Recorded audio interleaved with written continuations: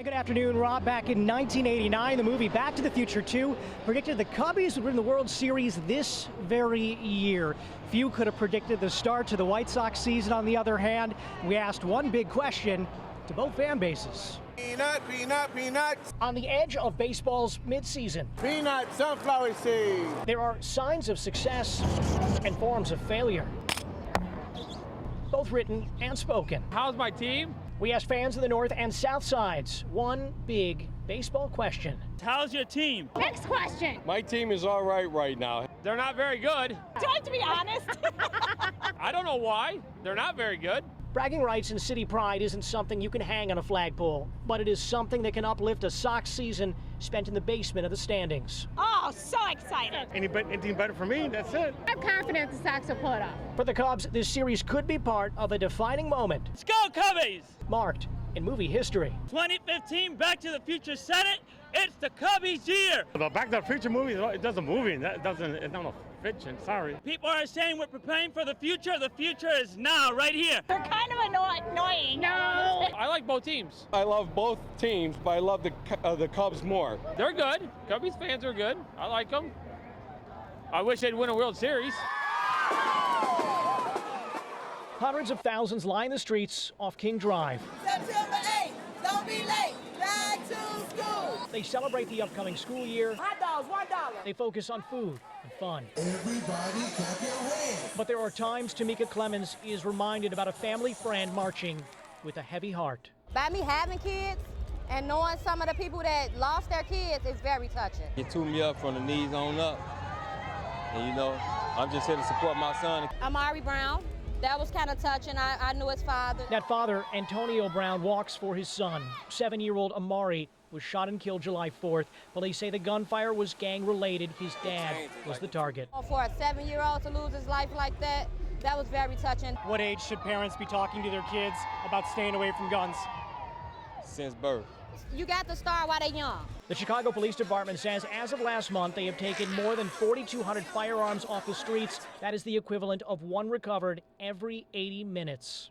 Wow. That's a lot.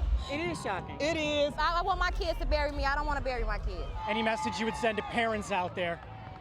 Love y'all kids. Come closer to y'all kids. And I don't want to lose my kids to gun violence. In a sea of celebration, one family's march goes against the current, but the meaning makes an impact. The question is, for how long? Our youth need more than just this parade to get them a different outlook on life. It sounds like a Jennifer Hudson concert. I dream big. It feels like a performance by Common, but it's not. Kids want to help. One heart with courage is a majority. We Day is because kids are giving back. We Day is a patchwork of corporately supported stories and songs stitched together by threads of inspiration. I've gone on to overcome bullying, graduate from college. Kids from more than 600 schools from across Illinois took part in the event, embraced by stars like Jennifer Hudson. You don't have a Hudson hug for me? Of course I have a Hudson hug for you. Come here. It may be co-hosted by Selena Gomez, but we co-produced her hair. You have a little thing in your hair there. Grab it. There you go, got it. Thank you. Want to make sure? Okay. You can add hair and makeup to your resume. Students attended free, but had to take part in acts of service like fundraising for foreign developing communities to helping out at a food pantry. It makes me want to volunteer to say things, to do things, and to make changes. You think the feeling you have will last a year, 2 years? This will last for a lifetime. Can I get a Hudson hug? Sure. Let's Bring it in. Bring it in. Jeremy Ross, CBS 2 News. Jeremy had a pretty good me day on We Day, didn't he? No doubt. That's a great point. The view is fantastic. The view is of downtown Chicago.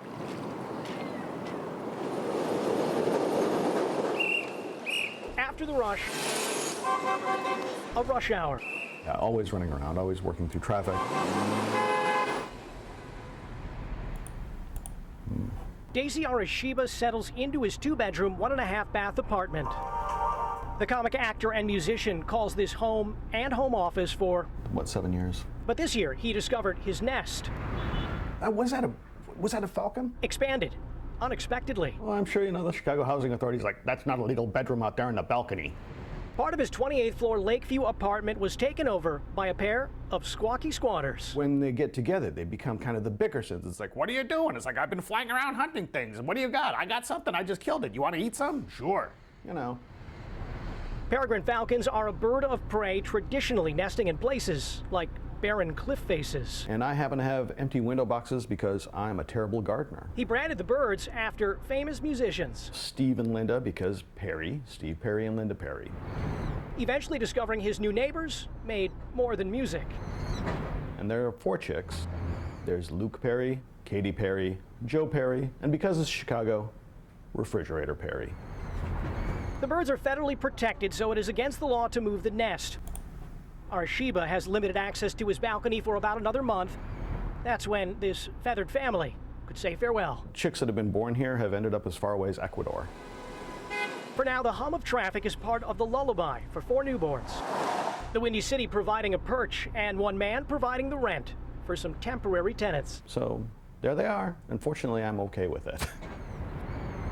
Jeremy Ross, CBS 2 News. We downloaded a free noise measuring application. Out here, the noise outside, my voice, it picks up at anywhere between 60 to 70 decibels. When planes fly overhead, that increases to somewhere between 90 to 100 decibels. It is by no means a true scientific measure, but the difference is keeping neighbors up at night. We live a beautiful life here. But some in Itasca say that's only possible with the volume turned off. It's louder than the loudest train you could hear. It sounds like an air show. It's more like... It's just continuous. The mayor's mother, Nancy Prine, kept a list. 250, 10, 252. She recalls hearing a plane's flight path from O'Hare about every 2 minutes. It was never as bad as it is right now. You cannot sit outside on the front of your house, in the back of your house, and have a conversation. Here, look at where that is. This week, the FAA declined a request to hold additional hearings, saying their initial evaluation, including noise assessment, was comprehensive, but adds they are reevaluating a portion of the airport build-out because one runway is being constructed in a different order than first anticipated. Lawmakers like Congressman Mike Quigley are working to pressure the FAA to hold hearings, to alternate the use of runways in the short term. That could mean less air traffic overhead, less noise overheard. Having a hard time talking on the phone. Now you can't even watch TV. Even with the windows closed, it's difficult.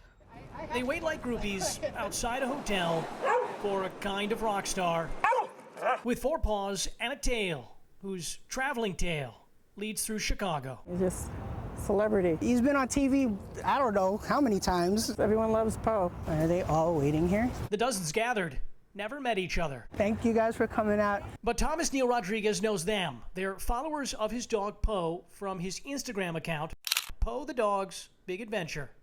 The lab mix, named after author Edgar Allan Poe, shares his road trips with about 118,000 followers, making recent stops at Michael Jackson's childhood home, Millennium Park, and Navy Pier. It is all part of his big journey. Because I don't know how much time I have with him. Sadly, that journey is coming to an end. He's in renal failure. It's sad to see. He does have a bunch of tumors. I know he has a lot of bad days. They're like time bombs. Yeah. So he could last a year, he could last 2 days. Rodriguez and his fiancée are spending those final moments traveling the nation with a shelter dog they adopted as an 8-week-old puppy. It is sometimes difficult to watch the now 15-year-old. He needs help getting around, travels in a cart, and requires near round-the-clock care. You're a good boy.